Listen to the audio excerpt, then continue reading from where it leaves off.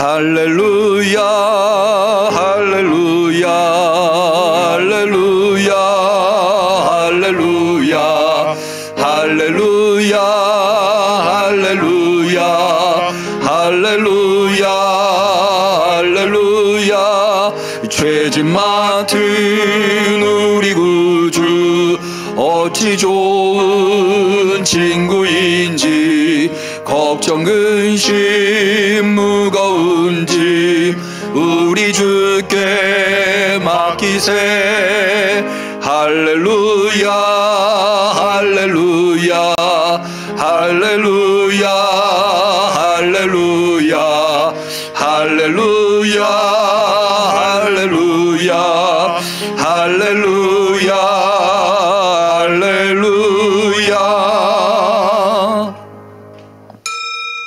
하나님은 영이시니 예배하는 자가 신령과 진정으로 예배할지니라. 아멘.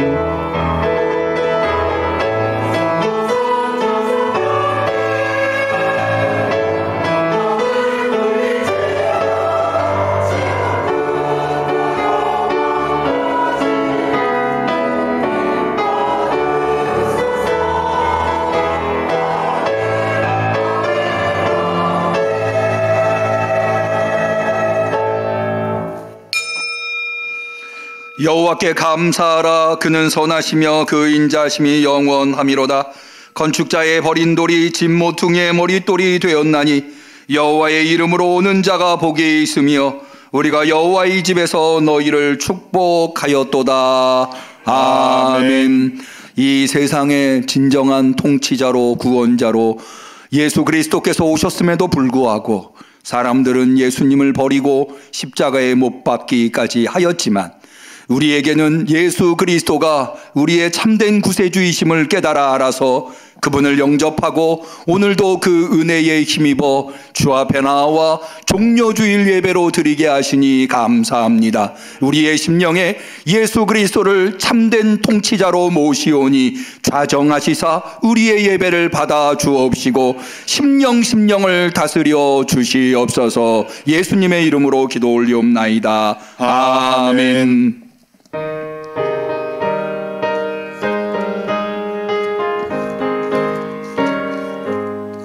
만입이 내게 있으면 그 입 다 가지고 내 구주 주시는 종을 늘 찬송하겠네. 아멘.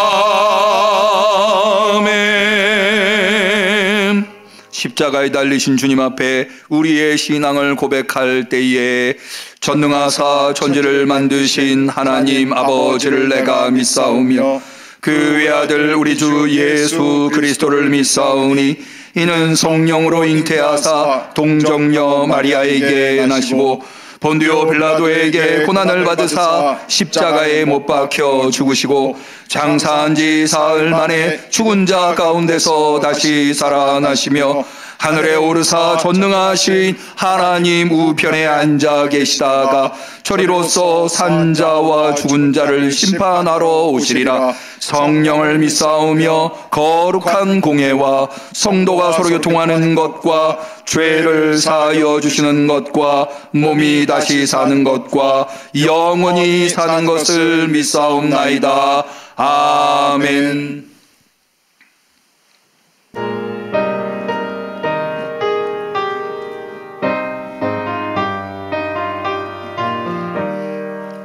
주의 소나귀 타고 시온성 드실 때 수많은 아이들이 호산나 외쳤네. 그 열성 모실 때에 주 받아주시고 그 환영하는 소리 참 기뻐하였네. 저 하늘 보좌 위에 주 앉아 계셔도 이 세상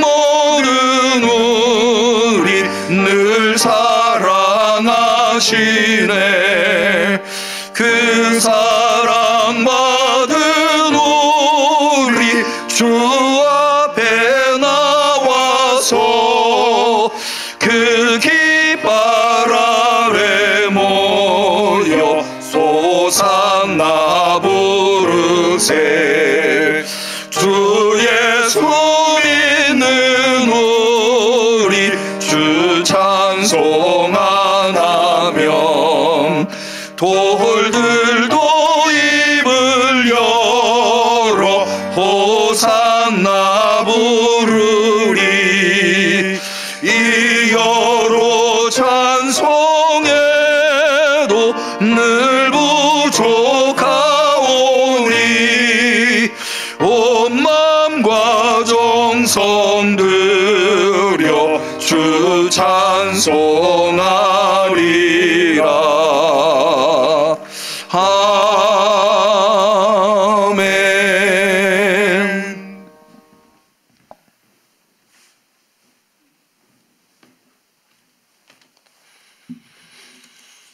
기도드리겠습니다. 존귀하신 사랑의 하나님 아버지, 사순절 기간을 보내며 하나님의 백성들이 경건과 절제된 삶을 추구하도록 인도하시는 하나님의 사랑과 은혜에 감사합니다. 하나님의 자녀들이 목숨을 다하고 뜻을 다하여 하나님을 사랑하고 이웃을 내 몸같이 사랑하라 하신 하나님 계명에 순종하며 행동하는 믿음이 연약하였음을 고백하며 회개하오니 용서해 주시옵소서. 사순절 기간을 보내며 사랑의 공동체를 이루는 믿음의 지체들이 말과 혀로만 사랑하지 말고 행함과 진실함으로 진실하게 교통하기를 원합니다. 전능하신 하나님, 사순절 기간을 지내며 하나님의 백성들이 경건하고 절제된 삶을 영위하도록 인도하옵소서. 구원의 은총을 베푸시며 도와주시기를 간절히 소망합니다. 믿음의 공동체를 이루는 믿음의 성도들이 주어진 환경과 여건에 탓하기 전에 전능하신 하나님께 모든 것을 맡기고 의지하여 신비한 믿음의 능력을 체험하며 승리하게 하소서. 하늘의 계시를 구하여 권능의 말씀을 대언하시는 담임 목사님께 성령의 두루마기를 입혀주시고 선포하시는 말씀과 축복하시는 기도에 성령의 능력을 부어주시기를 원합니다. 대면 및 비대면으로 예배하시는 목사님의 말씀을 듣는 성도들은 복된 삶의 에너지가 충전되고 우리가 승리하는 복된 삶의 활기찬 운동력이 제공하게 하옵소서. 복된 날 교회와 예배를 위해 봉사와 수고와 헌신을 아끼지 않는 일꾼들과 아름다운 목소리로 찬양하는 청가대에게 새 힘이 능력을 공급하여 주옵소서. 십자가 보혈을 은혜로 우리의 질병의 아픔과 치유하시고 회복하게 하시고 모든 염려와 걱정과 근심에서 자유를 얻도록 어제나 오늘이나 변함없이 인도하시는 예수님 이름으로 기도합니다. 아멘.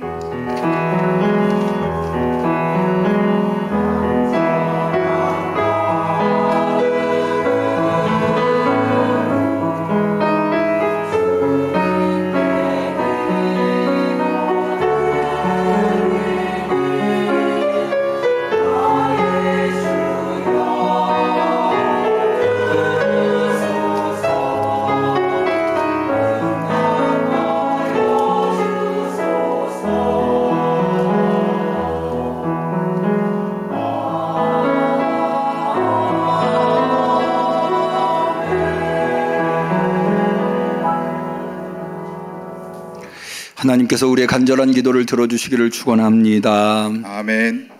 성시교독의 시간입니다. 교독문은 우리 찬송가 58번 교독문 종려주일 교독문을 같이 교독하도록 하겠습니다. 교독문 58번 종려주일. 시온에 따라 크게 기뻐할지어다. 예루살렘에 따라 즐거이 부를지다. 보라, 내 왕이 내게 임하나니 그는 공의로우며 구원을 베풀며 겸손하여서 나귀를 타나니 나귀의 작은 곳 곧 나귀의 새끼니라. 내가 에브라임의 병거와 예루살렘의 말을 끊겠고 전쟁하는 활도 끊으리니 그가 이방 사람에게 화평을 전할 것이요 그의 정권은 바다에서 바다까지 이르고 유브라데 강에서 땅 끝까지 이르리라. 앞에서 가고 뒤에서 따르는 무리가 소리질러 가로되 호산나 다윗의 자손이여 찬송하리로다. 같이 하겠습니다. 주의 이름으로 오시는 이여 가장 높은 곳에서 호산나 하더라. 아멘. 하나님의 말씀은 누가복음 23장 39절에서 43절에 이르는 말씀이 되겠습니다.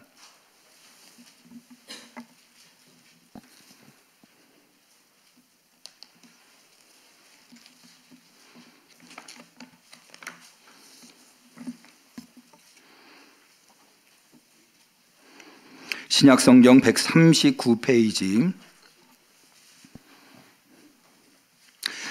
2023년도 종려주일에 사모하는 심령으로 주 앞에 나와서 예배드리시는 우리 성도님들에게 하나님이 주시는 소중한 하나님의 말씀 누가복음 23장 39절에서 43절의 말씀을 우리 모두 성심으로 한마음이 되어서 소리내어 같이 봉독하도록 하겠습니다. 달린 행악자 중 하나는 비방하여 가로되 내가 그리스도가 아니냐 너와 우리를 구원하라 하되 하나는 그 사람을 꾸짖어 가로되 내가 동일한 정죄를 받고서도 하나님을 두려워 아니하느냐 우리는 우리의 행한 일에 상당한 보응을 받는 것이니 이에 당연하거니와 이 사람의 행한 것은 옳지 않은 것이 없느니라 하고 가로되 예수여 당신의 나라에 임하실 때에 나를 생각하소서 하니 예수께서 이르시되 내가 진실로 내게 이르노니 오늘 내가 나와 함께 낙원에 있으리라 하시니라. 이는 하나님의 말씀입니다. 아멘. 시온 찬양대의 특성이 있겠습니다.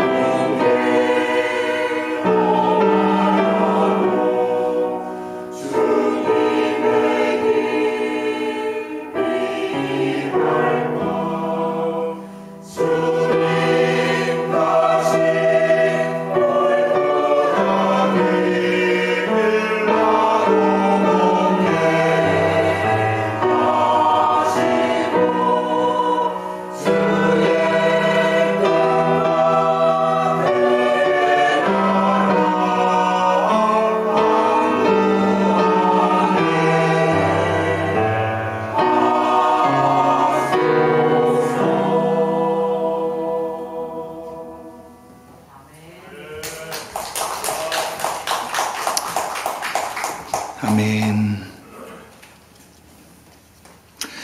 오늘은 2023년도 종려주일입니다. 종려주일함은 예수님께서 십자가에 고난당하시기 위해서 예루살렘에 입성할 때에 사람들이 입성하시는 예수님을 향해서 종려나무 가지를 흔들었는데 그것을 기념하는 주일이라 할 수 있겠습니다. 왜 사람들이 예수님을 향해서 종려나무 가지를 흔들었느냐? 예수님이 예루살렘에 입성하신 것은요, 그냥 방문하시고 싶으셔서 오신 게 아니라 당시에 유월절이었거든요. 그래서 유월절은 유대인들이라면 누구나 다 예루살렘에 와서 지켜야 하는 절기였기 때문에 예수님뿐만 아니라 예수님의 제자들과 많은 유대인들이 예루살렘에 모여 있었습니다. 이미 예수님께서 갈릴리 사역을 성공적으로 하고 계셨기 때문에 많은 사람들한테 유대인들에게 예수님이 유명인사가 되어 있었고요. 그래서 예수님을 향해서 이 종려나무 가지를 흔든 것은 두 가지 이유인데요. 첫 번째는 예루살렘에는 종려나무가 흔하게 있다고 합니다. 그런데 왜 나무가지를 흔드느냐?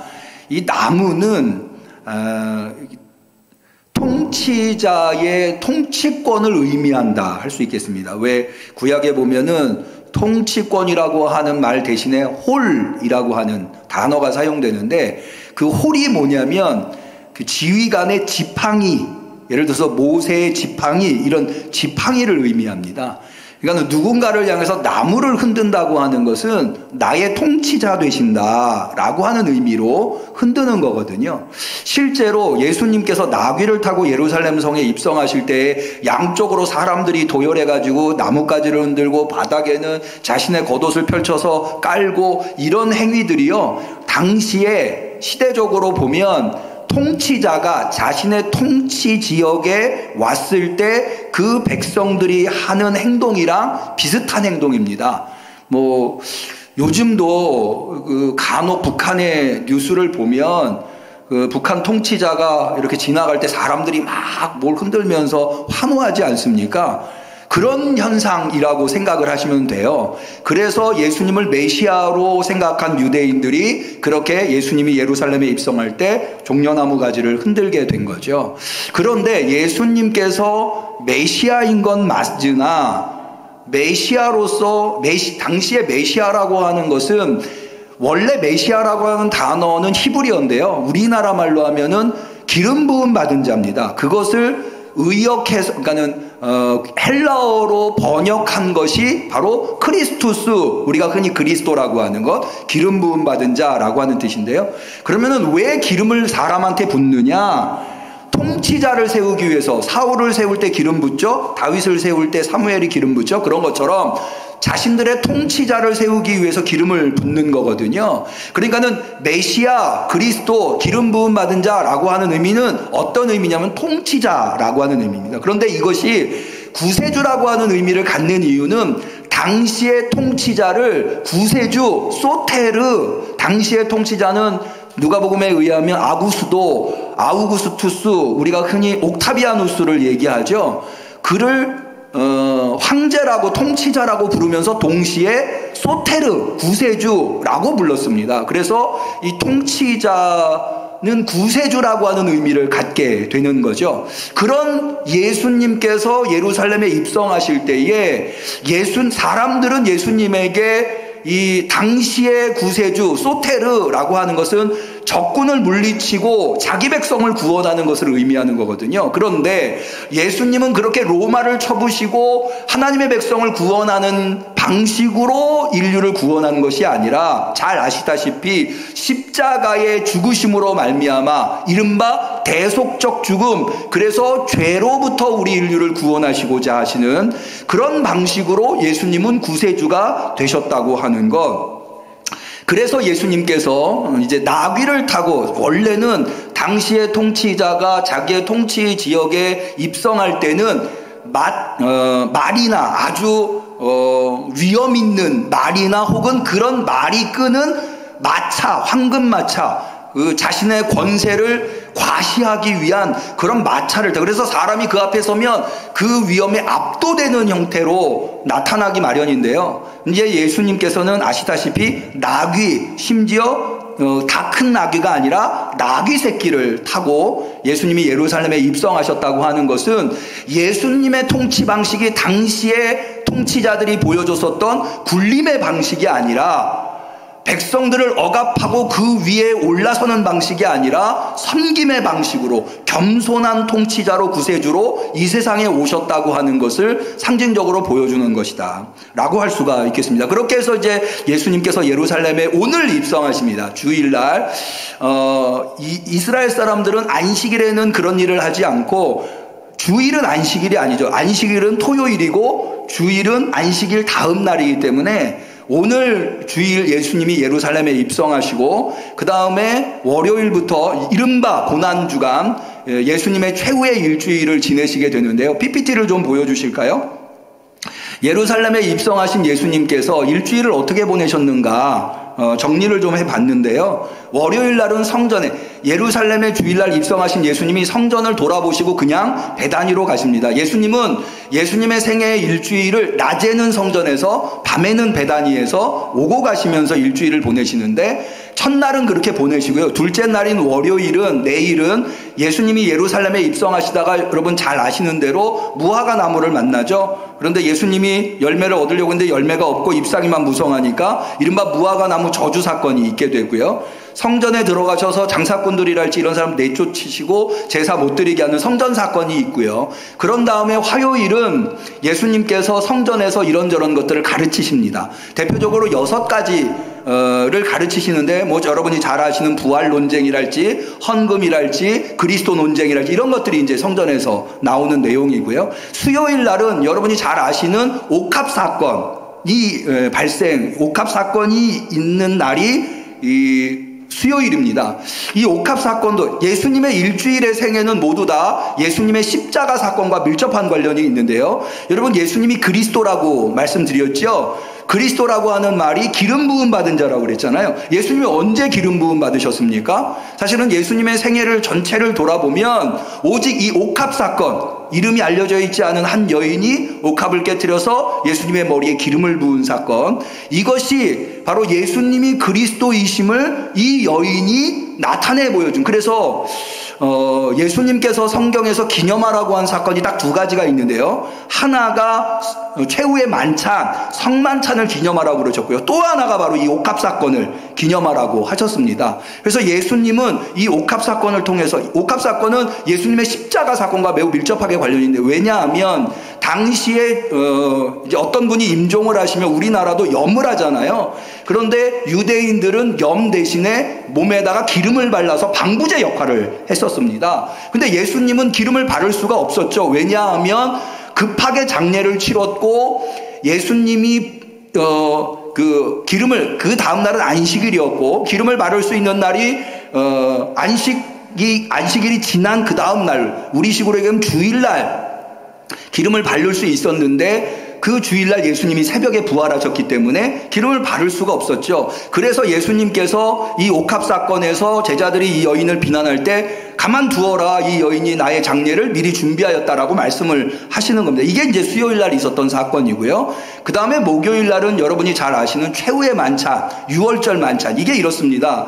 유월절은 안식일부터 시작을 해요. 안식일은 토요일이에요. 그런데 토요일이라고 하는 개념, 우리는 아침에서부터 저녁까지를 하루를 개념을 삼죠. 그런데 유대인들은 전날 해 질 때부터 그 다음날 해 질 때까지를 하루를 잡아요. 그러니까 안식일은 언제 시작되느냐, 토요일날 아침부터 시작되는 게 아니라요, 전날 금요일날 저녁부터 해 질 때부터 시작이 됩니다. 그런데 이 안식일은 유월절 안식일이잖아요. 그래서 유월절 전날, 안식일 전날을 준비일이라고 합니다. 우리도 왜 추석이나 설 당일 전날부터 준비를 하잖아요. 그래서 전날 준비를 하면, 예를 들어서 송편을 준비했다, 뭐 전을 준비했다, 그러면 전날 만들어가지고 그날 저녁부터 음식을 먹지 않습니까? 마찬가지로 금요일 날이 준비일인데, 앞서 말씀드린 대로 하루가 아침에 시작되는 게 아니라 전날 저녁에 시작되기 때문에 목요일 날 저녁에도 유월절 만찬을 유대인들은 했어요.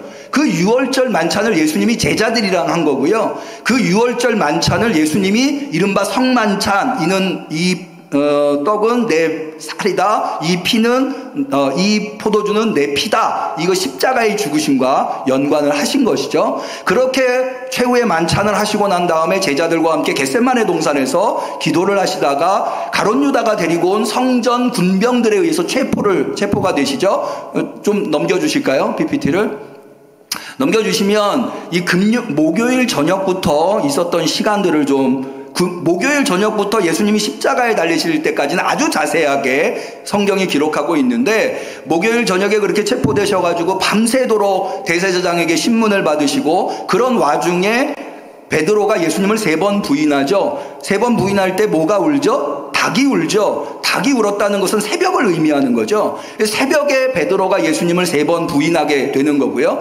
그런 다음에 예수님이 신성모독으로 대제사장에게 사형을 선고받고 예수님을 빌라도에게, 당시의 로마의 총독인 빌라도에게 넘깁니다. 그래서 새벽에 빌라도가 예수님을 풀어주려 했지만 선동된 군중에 의해서 의도대로 되지 않고 바라바가 풀려나고 예수님은 십자가형을 선고받게 되시고, 대개 십자가형을 했을 때 십자가형에 이제 선고를 받은 죄인은요, 먼저 태형을 합니다. 채찍질을 먼저 하죠. 그래서 만신창이가 된 예수님께서 십자가를 메시고 골고다로 가시는데요. 우리가 찬송해 보면 갈보리 산 위에라고 하는데, 갈보리가요 우리나라 말이 아니고요 라틴어입니다.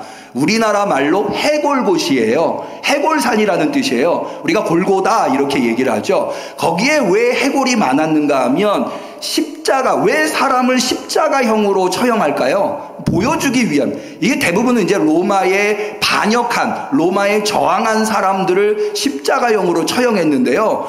그래서 가장 처참한 죽음을 백성들한테 보여주는 거예요. 그래서 로마에 저항하면 저렇게 된다. 그래서 뼈만 앙상하게 남을 때까지 십자가에 걸어둡니다. 그리고는 뼈만 남으면 이제 뼈를 아무렇게나 이제 버리게. 그러니까는 그 십자가 처형을 당하는 곳에 뼈들이 많이 있었겠죠. 그래서 거기를 해골산이라고 이야기를 합니다. 갈보리라고 하는 말이 그런 의미고요. 그래서 예수님께서 십자가를 메시고 골고다에 가셔서 십자가에 달리시는 게 오전 9시입니다. 그리고 오전 12시까지 신음하시다가 12시에 세상이 어두워지고, 그렇게 3시간 동안 어둠이 가득 차게 됩니다. 그 어둠이 가득 찬다고 하는 그 예수님이 운명하시기 직전의 그 3시간을 라틴어로 테네브레라고 합니다. 어둠의 시간이라고 합니다. 그래서 우리가 성금요일에는 테네브레 예배, 어둠의 예배라고 하는 예배를 우리가 매년 우리 교회에서는 드리고 있는 거고요. 그래서 오후 3시에 예수님이 십자가에 운명하시고, 이 시간은 제가 만들어서 말씀드리는 게 아니고요. 마가복음에 다 나옵니다. 시간까지도 정확하게 나오고 있습니다. 그래서 오후 3시에 운명하셨는데, 이날이 금요일이잖아요. 이제 곧 안식일이 시작되잖아요. 안식일날은 장례를 치를 수가 없기 때문에 아리마대 사람 요셉이 빌라도에게 가서 장례 좀 치르게 저 시신 좀 내려달라 라고 하는데, 아까 말씀드린 대로 원래 십자가형에 달리는 죄수는 내려주지 않습니다. 뼈만 앙상하게 남을 때까지 걸어두는데요. 그런데 이제 빌라도가 이걸 내어주죠. 아마도 자신이 아무 죄 없는 예수를 십자가에 못 박은 것에 대한 죄책감으로 인해서 아리마대 사람 요셉의 요구를 들어준 것이 아닌가라는 생각을 해보게 되는데요. 그래서 저녁 6시 해 지기 전에 아리마대 사람 요셉이 자기의 개인 무덤에 예수님을 장례를 치르고 안식일을 지나 새벽에 여인들이 예수님의 무덤을 찾아갔을 때 예수님이 부활하신 것을 볼 수가 있습니다. 이게 바로 이번 일주일에 이루어진 일입니다. 이번 일주일은 고난주간, 종려주일부터 시작되는 이 고난주간과 부활절을 앞서 있는 이 주간은요, 매우 1년 52주 중에 가장 중요한 주간이라고 할 수가 있겠습니다. 그래서 이 주간을 어떻게 하면, 여러분, 십자가, 예수님의 고난이 어떤 의미를 가지고 있는지 알면 알수록, 그것을 우리가 얼마나 깊이 하느냐에 따라서 예수님의 부활이 얼마나 소중한가를 깨닫게 되는데요. 그래서 이번 일주일은 대단히 중요한데, 이번 일주일을 어떻게 우리 성도님들이 잘 보낼 수 있을까 고민하던 차에, 우리가 작년에도 추수감사절에 감사 챌린지라고 월드비전에서 이 핸드북을 제공했는데, 이번에도 여러분 들어오실 때 이 책자 다 받으셨죠? 예, 여기 월드비전에서 무료로 우리 성도님들한테 고난주간 묵상 캠페인 해가지고 노트를 마련해 주었습니다. 그래서 오늘부터 토요일까지 이 고난주간에 우리 성도님들이 십자가의 예수님의 죽으심의 의미를 새길 수 있도록 도움을 드리고자 이 묵상 노트를 제작해서 성도님들한테 배포를 하는데, 우리 교회도 이거를 하기로 했는데요. 이번에 주자가 십자가 유산 그리고 다음 세대입니다. 이 주제를 좀 이해하고 우리 성도님들이 이 묵상 노트를 활용하시면 좋겠다 생각이 들어서 이 부분을 좀 설명을 드리려고 하는데, 첫 장을 한번 넘겨보시면 거기 주제 성구가 나옵니다. 주제 성구가 누가복음 23장 28절인데요. 우리 한번 같이 읽어볼까요? 다 받으셨으니까. 여기 혹시 못 받으신 분이 있으시면 나가시면 로비의 데스크 위에 이 책자가 놓여 있습니다. 거기 왼쪽 면 밤색 면으로 되어 있는 면에 주제성구 누가복음 23장 28절이 나오는데요. 우리 한번 같이 읽어보겠습니다. 예수께서 돌이켜 그들을 향하여 이르시되 예루살렘의 딸들아 나를 위하여 울지 말고 너희와 너희 자녀를 위하여 울라. 아멘. 이 말씀이 무슨 의미냐면, 예수님께서 아까 말씀드린 대로 십자가형을 선고받고 십자가를 메고 골고다로 향하는데 여인들이 뒤를 따릅니다. 그러면서 예수님을 위해서 울어요. 이게 사실은요 굉장히 위험한 행동이에요. 원래는 이 십자가형을 선고받은 죄인을 위해서는 애도할 수 없게 되어 있어요. 왜냐하면 아까 말씀드린 대로 이 십자가형은 로마에 반역한 사람들에게 내려진 형벌이거든요. 그래서 이런 사람들, 이런 죄인을 애도한다고 하는 것은 거기에 동참한다고 하는 것이고, 이건 역시 처형의 대상이 됐습니다. 그래서 애도하면 안 되는데 여인들이 애도하는 거예요. 위험을 무릅쓰고. 왜냐하면 예수님이 십자가형을 처형을 받을 아무 잘못도 하지 않았는데 십자가형을 선고받았기 때문에 이것에 저항하는 마음으로 여인들이 목숨을 걸고 이렇게 애도를 하는 거죠. 그런데 그렇게 따라오면서 애도하는 여인들에게 예수님이 말씀하신 내용입니다. 나를 위하여 울지 말고 너희와 너희 자녀를 위하여 울라. 이게 무슨 의미냐? 여러분, 이것은 예수님께서 지금 십자가에 처형되시는 순간에 예루살렘 성전이, 이때가 예수님이 십자가에 달리신 때가 AD 30년경이라고 보면 이로부터 한 40년 후 AD 70년에 예루살렘 성전을 비롯해서 예루살렘이 완전히 무너져 버리거든요. 로마에 의해서 쑥대밭이 됩니다. 그래서 그것을 내다보시는 예수님께서 나를 위해서 울기보다는, 이것은 하나님의 뜻에 의해서 예수님이 십자가의 길을 가는 거니까 나를 위해서 울기보다는 너희와 너희의 죄악으로 인해서 예루살렘이 파괴되는 것, 그것을 애통하면서 울어야 한다라고 하는 말씀이 바로 이 말씀의 의미가 되겠습니다. 이것을 이번에 묵상 노트의 주제 성구로 삼은 이유는, 여기에서 설명하는 내용은 이런 겁니다. 여러분, 우리 한국 교회가 사실은 2000년 교회 역사 속에 발견해 볼 수 없을 정도로 대부흥을 이루었습니다. 우리 그리스도인들이 너나 할 것 없이 인정하고 있는 바가, 한국의 부흥은 우리나라가 경제 6대 강국에 들어간다고 이야기를 하는데, 이런 분단의 국가에서 전쟁의 폐허에서 아무것도 남지 않았던 대한민국이 이마만큼의 부흥과 성장을 이룰 수 있었던 것은 복음의 부흥이라고 할 수 있다고 우리는 확신하고 있죠. 교회의 부흥이 곧 신앙의 부흥이 대한민국의 부흥이었다. 그래서 우리는 교회하면 제일 먼저 떠오르는 게 뭡니까? 십자가잖아요. 십자가가 전국 방방곳곳에 물결을 이루고 있는 것을 볼 수가 있습니다. 이 십자가의 복음이 교회를 살렸고 또 대한민국을 살렸다. 그런데 오늘날 어떻습니까? 교회의 모습이 어떻게 보면 십자가를 우리 대한민국의 한국교회의 은혜가 떨어지고 이 신앙이 떨어진 것은 어쩌면 이 십자가의 복음을 놓친 것이기 때문이 아닌가라는 생각을 하게 돼요. 그런 문제의식이 나를 위하여 울기보다는 너희와 너희 자녀들을 위하여 울어라. 우리가 놓친 이 십자가의 유산이 무엇인가를 다시 한번 마음에 새기고 우리 후손들에게 그 십자가의 복음을 전함으로 말미암아 교회를 살리고 우리 자녀들을 살리고 교회를 살리고 이민족을 살리자고 하는 의미에서 이런 십자가의 유산 그리고 다음 세대라고 하는 내용의 묵상 노트를 월드비전이 만든 듯 합니다. 이 내용이 이제 세 꼭지로 여기 보면 매일같이 세 꼭지로 이루어져 있는데 첫 번째는 대한민국을 대표할 수 있는 목회자들, 설교자들. 오늘은 길선주 목사님에 해당하는데요.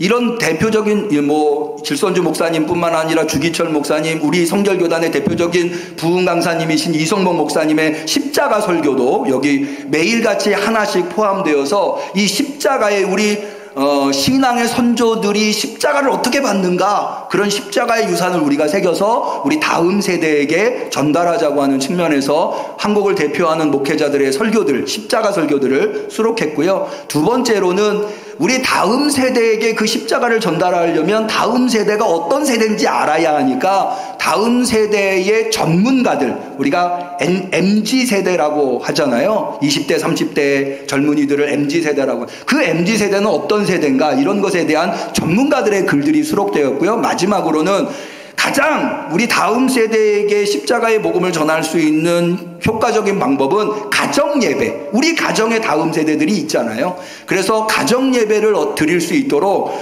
여기에 QR코드가 있는데 QR코드를 여러분이 가지고 계신 휴대전화로 찍으면 사이트로 연결이 되는데 거기 들어가 보면 그 가정예배를 드릴 수 있는 자료들이 제공이 다 되어 있습니다. 그렇게 해서 십자가의 유산 그리고 다음 세대라고 하는 주제를 이루려고 합니다. 그래서 오늘 첫날로 첫 번째 길선주 목사님의 십자가 설교를 한번 보려고 하는데, 우리 길선주 목사님 한번 영정 보여주실까요? 예. 여러분 페이지에도 8페이지에 있습니다만은 이분이 길선주 목사님이세요. 여러분 길선주 목사님 하면은 한 번 정도 이름을 들어보셨을 거예요. 그런데 이 길선주 목사님이 어떤 분이시냐면은요, 여러분 1907년 평양 대부흥운동 아시죠? 이 평양 대부흥운동이 한국의 기독교가 부흥하게 된 초석이 놓인 시기라고 보는데, 이 평양 대부흥운동이 평양의 장대현 교회라고 하는 교회에서 시작이 됐어요. 1월에. 그런데 당시의 목회자가 누구였는가 하면 바로 이 길선주 목사님이 1907년 평양 대부흥운동의 장대현 교회의 목회자이셨어요.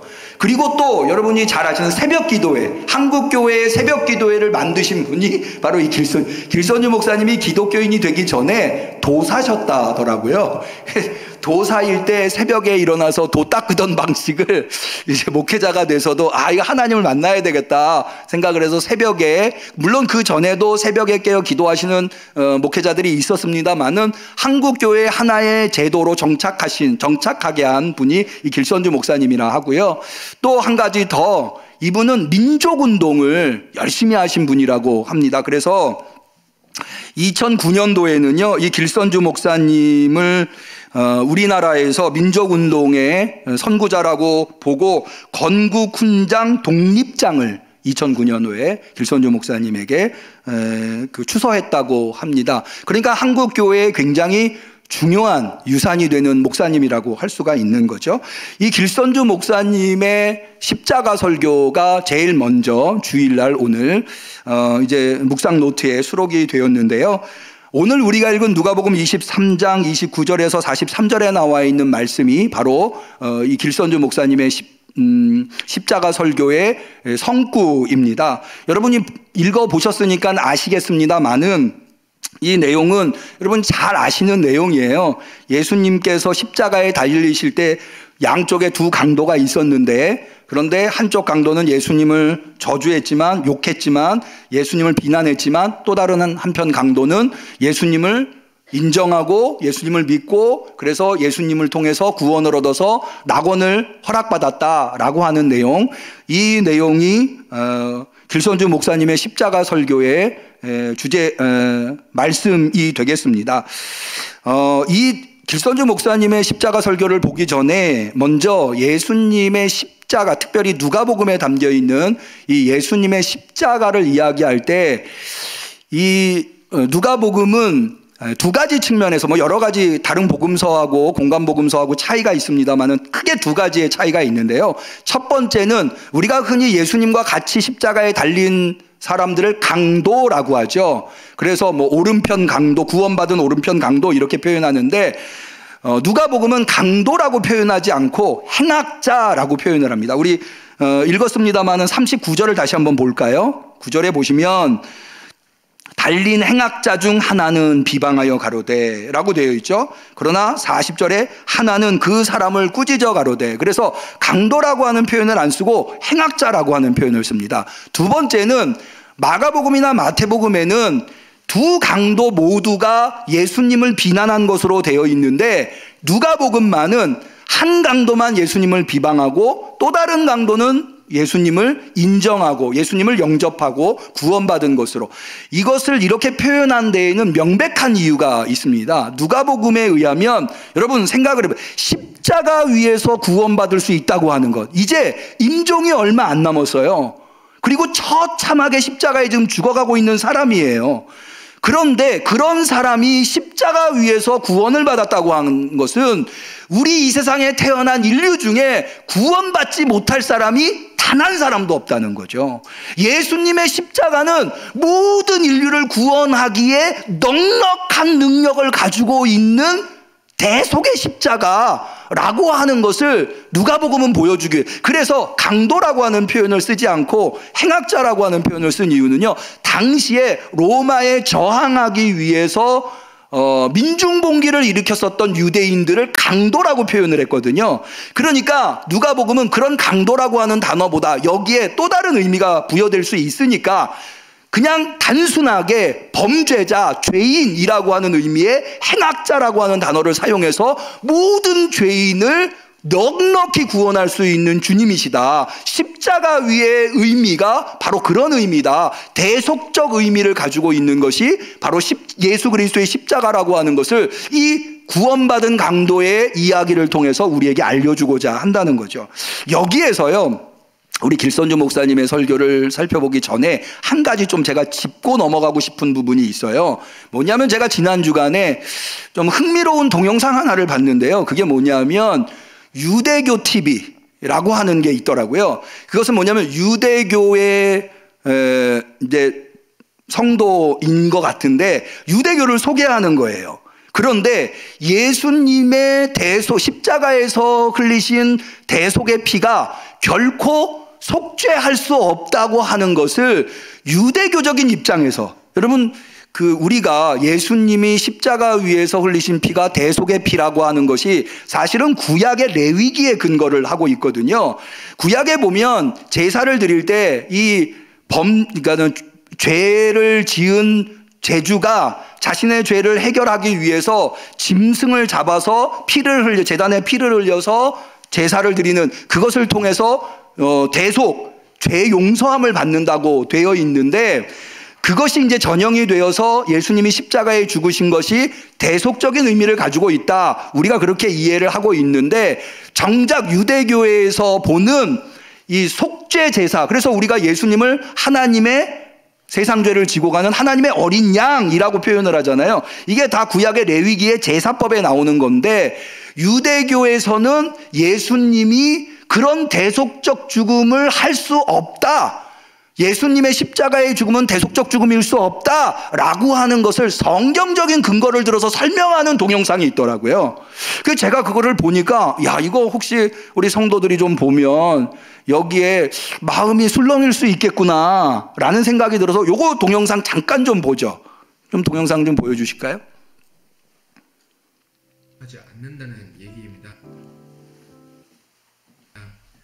토라에서 이제 코르반 하타트로 부르는 이제 죄 속죄를 위한 제사는 인간이 사소한 죄악으로도 생각할 수 있는 그런 의도하지 않은 죄에 대해서만임을 명백하게 규정하고 있습니다. 그리고 그것이 이제 무슨 얘기냐면, 반대로 고의로 지은 죄는 그 범법이 이제 속죄 제사로는 속죄밖에 불충분하다는 얘기입니다. 뻔뻔한 죄인은 성전에서 금지되는 자였습니다. 하셈의 계명에 대한 의도적 반역을 행한 자들은 자신의 죄의 결과를 들어야 했습니다. 토라는 이 기본 원리에 대해 굉장히 엄격한 어조로 분명하게 가르칩니다. 예수는 고의든 우발적이든 죄를 지은 누군가를 위해 죽어줄 수 없습니다. 앞의 내용들과 함께 그 예로 유대인들은 어떤 상황에서도 인신제사를 드리는 것이 엄격하게 금지된다는 것이 있습니다. 유대문화는 이제 전체를 통틀어도 인간 희생이 용인되는 곳은 단 한 곳도 없습니다. 성경은 이제 유대인들에게 사람을 제물로 바치는 것은 큰 죄라고 거듭해서 경고하고 바이크라에서는 오직 특정 종류의 동물의 피만 제사에 바이크라가 레위기입니다. 허용됩니다. 이것과 관련해서 이 영상을 보시는 분들 중 이제 기독교인들에게는 그것이 쓰게 들릴 수밖에 없겠지만 고대 많은 종교들 또한 기독교가 지금까지 전파하는 속죄에 대한 개념을 이제 동일하거나 비슷하게 정리하기도 했었다는 것이 사실입니다. 대표적으로는 자신들의 죄를 속죄하거나 이제 신들을 달래기 위해 이 어린아이를 희생제물로 바치는 이스라엘 안에서도 행해졌던 이 몰레크에 대한 제사 등이 그것입니다. 심지어 이런 종교가 어린아이의 희생을 더 중요하게 삼은 이유는 아이의 존재라는 것이 죄가 없는 사람을 상징하는 의미가 되기 때문이었습니다. 그리고 그 반대로 하심께서는 아브라함에게 그가 사랑하는 아들을 제물로 바치라고 명령한 후 모리아 산에서의 신의 명령에 대한 그의 실천이 이제 궁극적으로 빛나는 순간에 하심께서는 오히려 그것을 이제 멈추시면서 그분께서는 인간 희생을 원하지 않으심을 너무도 분명하게 도장 찍으셨습니다.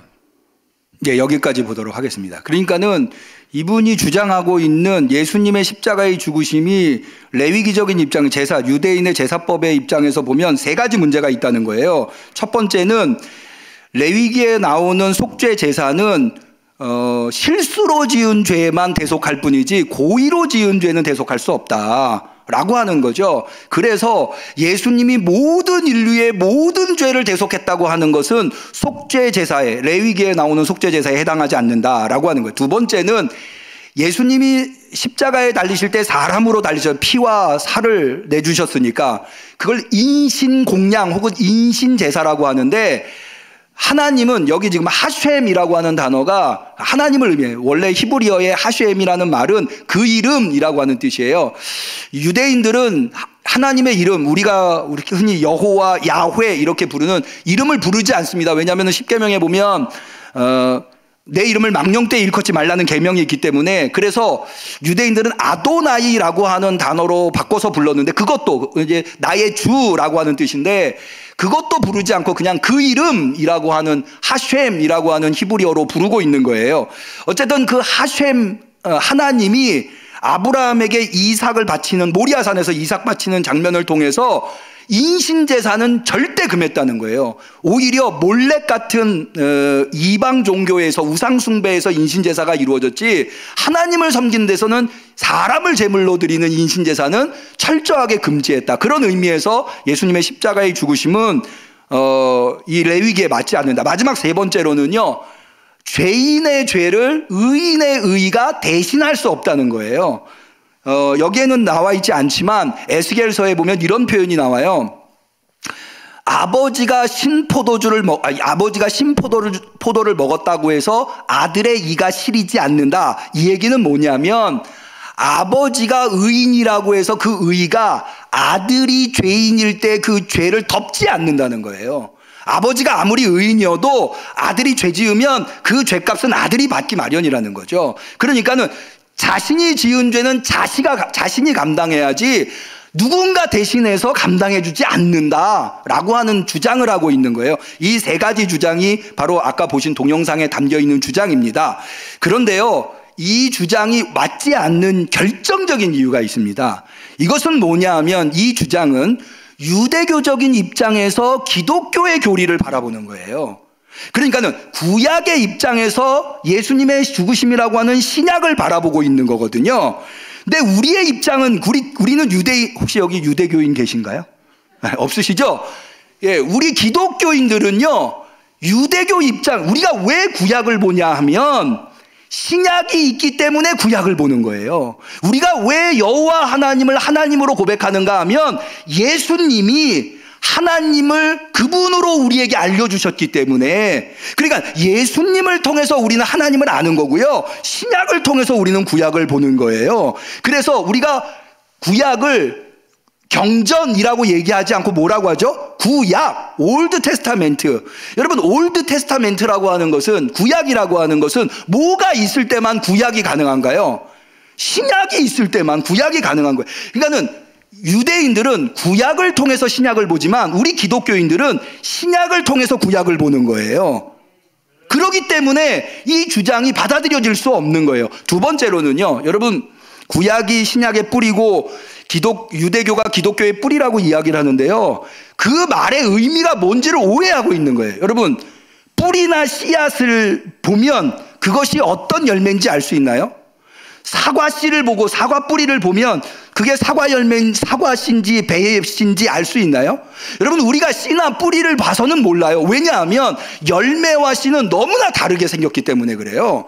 그러니까 열매를 봐야 씨가 무슨 씨인지 아는 거예요. 내가 아무리 사과 씨라고 심었어도 나중에 맺어진 열매가 배가 맺혀지면 그건 배씨인 거죠. 무슨 말씀을 드리려고 하는 거 아니? 예수님을 통해서 우리는 구약을 보게 되는 거고 하나님을 알게 되는 거예요. 열매를 통해서 뿌리와 씨를 알게 된다고 하는 거죠. 뿌리를 통해서 열매를 보는 게 아니고요. 그런 의미에서 여러분, 사실은 유대교의 연장선상에 기독교가 있다고 하는 것은 유대교가 실패했기 때문에 하나님께서 기독교 교회를 세우신 거죠.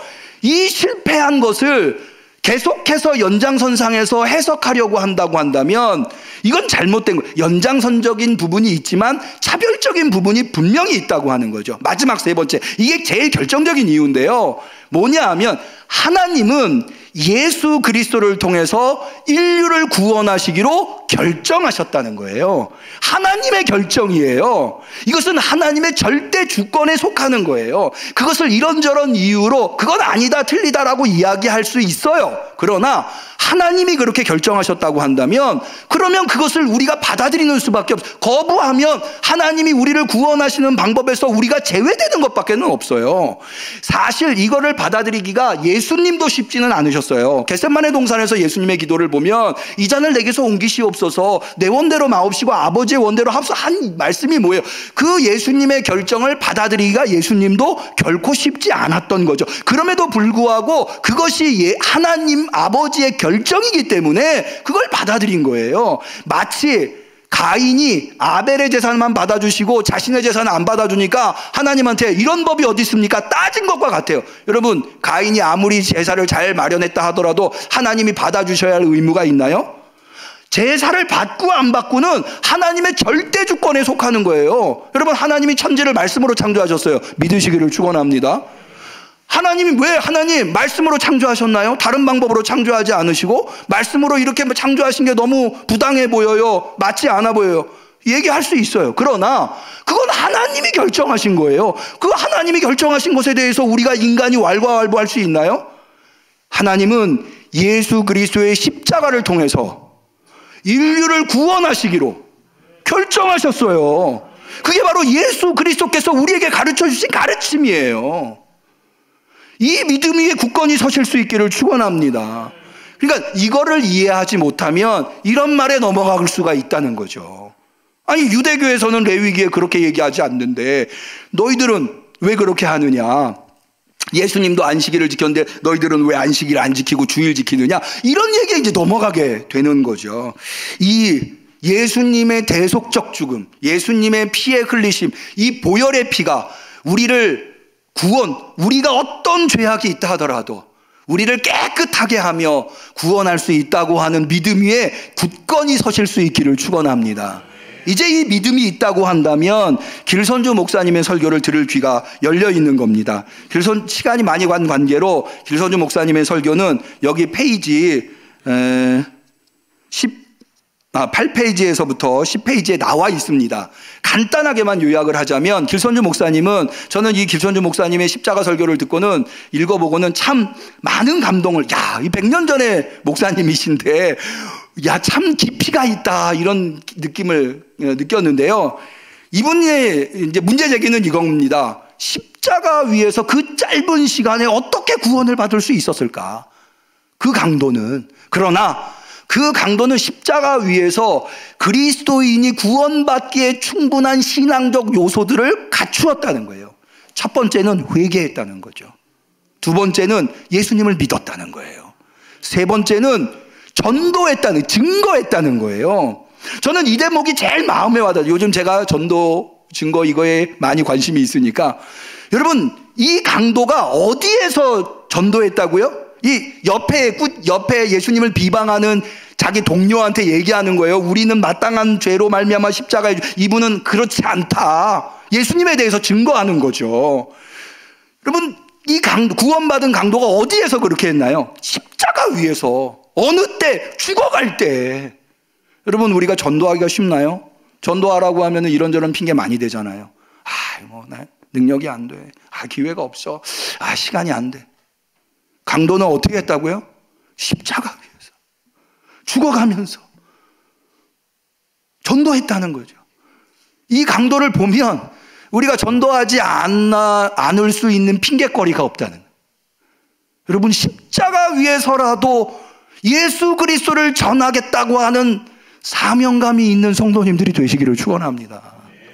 네 번째로는 소망이에요. 당신의 나라가 임할 때 나를 기억하소서. 다섯 번째는 기도예요. 마지막 호흡을. 길선주 목사님의 표현이 이렇게 돼요. 요거 부분만 한번 볼까요? 다섯 번째 기도입니다. 그는 최후의 핏방울을 떨구며 이렇게 기도합니다. 예수여, 당신의 나라가 임할 때의 나를 생각하시옵소서. 인생의 마지막 호흡과 함께 내뱉었던 그 기도는 어쩌면 그의 남은 인생의 전부의 시간과 맞바꾼 기도와 다를 바 없었습니다. 마지막 호흡을 내뿜는데요, 그 호흡으로 기도를 했다는 거예요. 마지막 결론이요, 너무 감동적이에요. 어떻게 길 목사님은 이런 생각을 하셨을까요? 이렇게 매듭짓고 있습니다. 주님은 스스로 강도가 된 가룟 유다를 이루셨으니 죽음의 순간 아이러니하게도 잃어버린 한 마리 양을 되찾는 기쁨을 보게 되었습니다. 그는 진정 예수의 최후의 제자였습니다. 예수님이 가룟 유다에 의해서 배반당했잖아요. 가룟 유다가 예수님의 제자 중에서 떨어져 나갔잖아요. 그런데 마지막 십자가의 순간에서 최후의 제자를 얻으셨다는 거예요. 그 구원받은 강도가 예수님의 생애의 마지막 제자였다는 거예요. 놀라운 통찰입니다. 이런 연유로 그에게 구원이 선언되었던 겁니다. 이제 그런 내용이 길선주 목사님의 내용이 있고, 그 다음에 MZ세대가 어떤 세대인가, 황인권 대표라고 하는 분이 설명이 나오는데요, 한마디로 얘기해서, 여러분 혹시 그 책 들어보셨어요? 죽고 싶지만 떡볶이는 먹고 싶어. 혹시 들어보셨나요? 이게 20대 MZ세대한테 굉장히 베스트셀러예요. 근데 요거 한 책이 요즘 젊은 세대들이 생각하고 있는 것을 단적으로, 죽고 싶다고 하는 것은 현실이 암울하다는 거죠.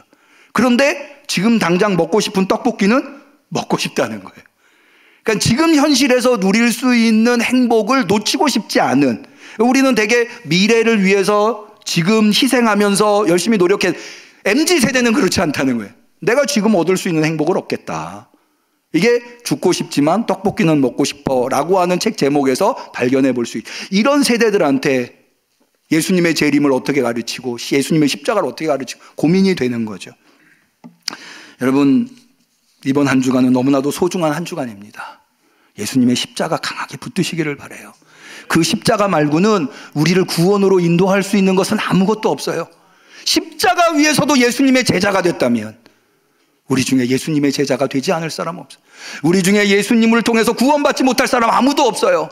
그런 예수님을 하나님께서 우리에게 보내주셨는데 우리가 구원받지 못한다면, 우리에게 소망이 없다면 우리는 어떻게 살았다고 하나님 앞에서 말할 수 있겠습니까? 모쪼록 이번 한 주간 깊이 십자가를 묵상하셔서 기쁨의 부활 맞이하실 수 있는 성도님들이 되시기를 축원합니다. 기도하겠습니다. 하나님 아버지, 오늘 이렇게 우리에게 귀한 깨달음과 은혜를 허락하여 주시니 감사합니다. 주님이 우리한테 구원을 베풀어 주시기 위해서 그 십자가 위에서 그렇게 모진 고통을 당하셨고, 또 십자가에서 마지막 순간까지 강도를 구원하여 주셨건만 우리는 왜 이리 주님의 십자가의 은혜를 놓쳐버리고 구원의 감격을 잃어버리고 살아가고 있습니까? 주여, 우리가 구원의 감격을 회복할 수 있게 하여 주옵시고, 십자가의 보혈의 공로가 오늘도 우리에게서 효험이 나타나게 하여 주시옵소서. 그래서 영광의 부활의 아침에 우리 모두가 동참할 수 있는 역사가 이루어지게 하여 주옵소서. 예수님의 이름으로 기도 올리옵나이다. 아멘. 우리는 감사하는 마음으로 이 예물을 드립니다.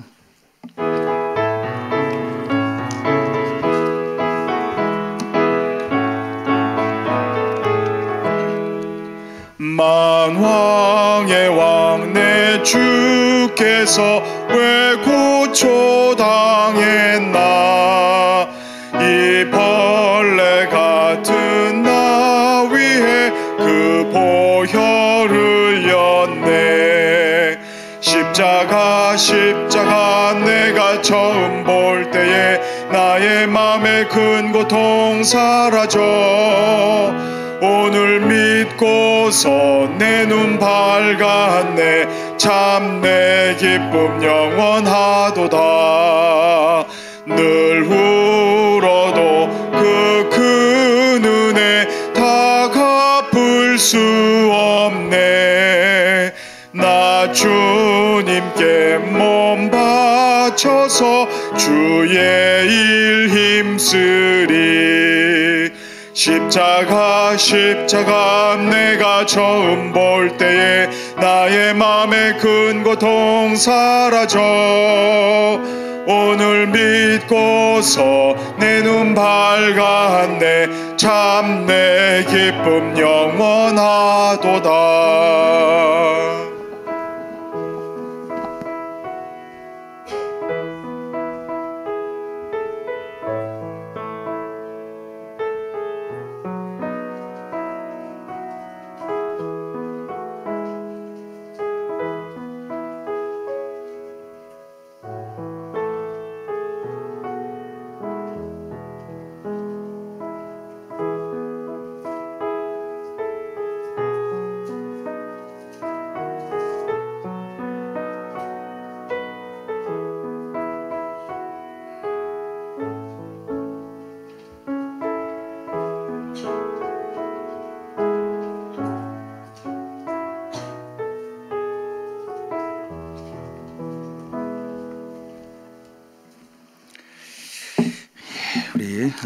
주님 앞에 귀한 예물 드린 손길이 있습니다. 11조 예물, 선교원금, 목적원금, 건축원금, 주정원금, 그리고 감사원금, 김순경 권사님, 심승혜 권사님, 성지선 집사님, 무명의 건축원금, 어머니를 천국에서 하나님 품에 안아주시고 장례식 절차에 함께해 주신 하나님의 은혜와 응암교회 목사님과 성도님들께 깊은 감사를 드립니다. 유가족 대표 정창호 선생님, 김문정 성도님, 박현숙 집사님, 할렐루야, 날마다 기쁨을 주시는 나의 아버지 감사합니다. 신향숙 권사님, 김용순 집사님, 박은신 성도님, 신방감성금 주연애 권사님, 김태연 김사랑 어린이, 이완순 집사님, 사다를 허락하신 하나님께 감사드립니다. 범사의 책임자 권연한 권사님, 양태식 성도님, 한미경 성도님, 이정훈 전정미 집사님, 노원 창일교회 조영희 성도님, 대신방 감사원금 주연애 권사님, 강은숙 권사님, 성지선 집사님, 추도예배 감사원금 양태식 성도님, 한미경 성도님, 기도 올리겠습니다. 하나님 아버지 감사합니다. 하나님이 십자가 위에서 피 흘리심으로 구원받을 수 있어서 너무 감사하여서 이렇게 오늘 종려주일에 주님 앞에 성심으로 나와 예배드리되 주님의 은혜에 천분지일 만분지일이라도 보답하는 마음으로 우리도 쓸 것도 많고 부족하지만 이렇게 구별하여 예물을 올려드리나이다. 주님 이 예물을 받아 주시옵소서. 주님 여기에 담겨있는 우리 성도님들의 눈물의 기도를 헤아려 주시옵시고 십자가 위에서도 구원을 베푸신 주님의 그 은혜가 우리 성도님을 덮으시사 우리 성도님들의 기도 제목마다 기쁨이 되게 하여 주시옵소서. 아버지 하나님, 우리 교회의 성도님들 중에 주님께 나오고 싶은데 육신의 연약함으로 말미암아 나오지 못하는 성도님들이 있습니까? 얼마나 안타깝습니까? 십자가의 피는 우리의 육신도 정결케 하는 줄로 믿습니다. 나사렛 예수의 이름으로 명하노니 악한 마귀 질병은 떠나갈지어다. 건강하게 회복되어서 주 앞에 기쁨으로 달려나오기에 부족함이 없게 도와 주시옵소서. 치료하여 주시옵소서. 마음에 무거운 짐이 있는 이가 있습니까? 주여 위로해 주옵소서. 어두움을 물리쳐 주시옵소서. 기쁨의 날을 맞이할 수 있도록 역사하여 주시옵소서. 간절히 축복하며 예수님의 이름으로 기도 올리옵나이다. 아멘.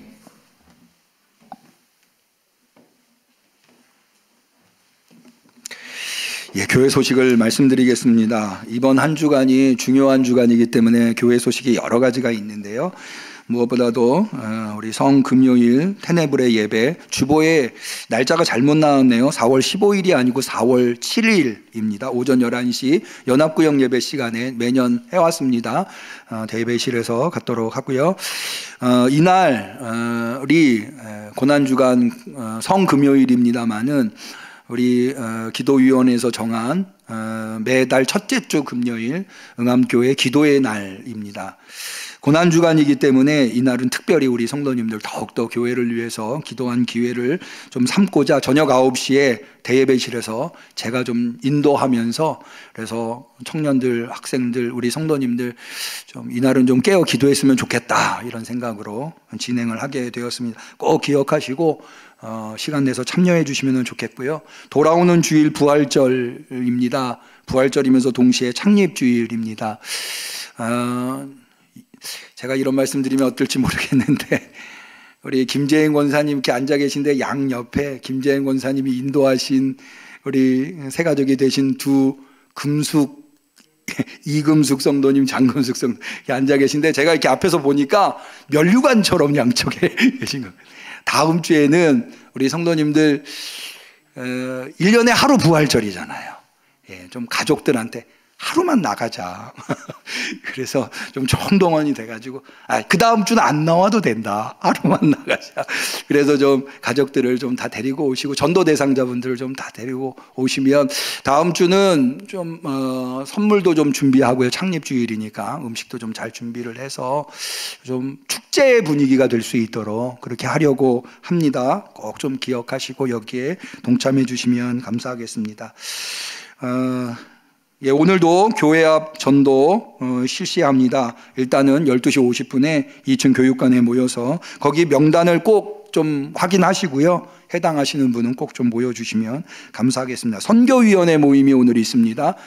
선교위원회 명단을 주보에 수록할 너무 내용이 많아서 출석할 수 없어서 앞에 보시면 선교위원회 명단이 나옵니다. 보여주시죠.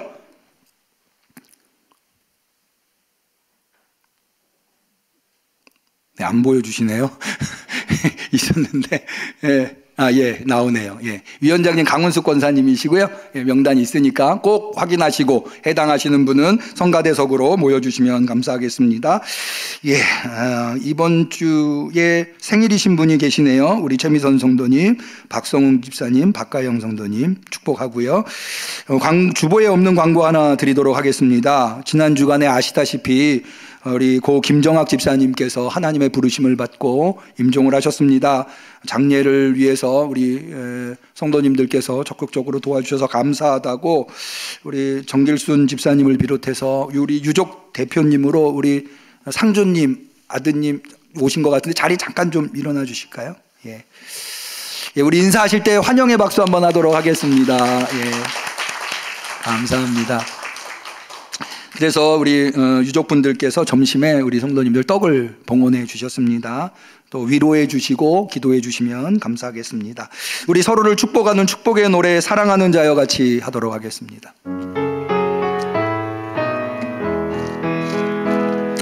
사랑하는 자여 너의 영혼이 잘됨같이 언제나 범사에 잘되고 강건하기를 내가 간구하노라. 우리 하나님께 영광의 박수 올리겠습니다. 감사합니다. 곁에 계신 분들과 서로 인사합니다. 그리스도의 평화를 빕니다. 그리스도의 평화를 빕니다. 비대면으로 예배드리시는 성도님들에게도 그리스도의 평화가 있기를 축원합니다. 감사합니다. 송영하시겠습니다.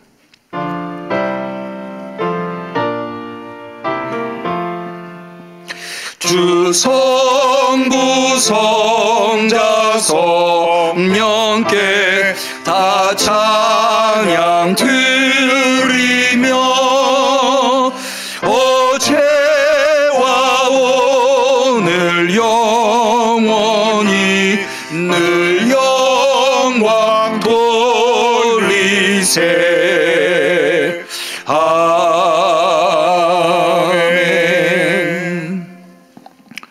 도저히 소망이 없었던 예수님과 함께 십자가에 달리신 강도에게도 구원이 있었던 것은 거기에 예수님이 계셨기 때문입니다. 십자가에 우리를 구원하시기 위해서 달리신 예수 그리스도의 은혜와 하나님 아버지의 사랑과 성령님의 교통하심, 충만하심, 역사하심이 십자가에서도 구원받은 강도를 보며 우리도 그 강도처럼 아무리 힘들고 어려운 상황 속에서도 회개하고 믿음을 갖고 복음을 전하고 소망을 갖고 하기로 결단하는, 그래서 구원을 얻기로 결심하는 성도들 머리머리 위에 우리 응암교회 위에 지금부터 영원까지 함께 하시기를 간절히 축원하옵나이다. 아멘.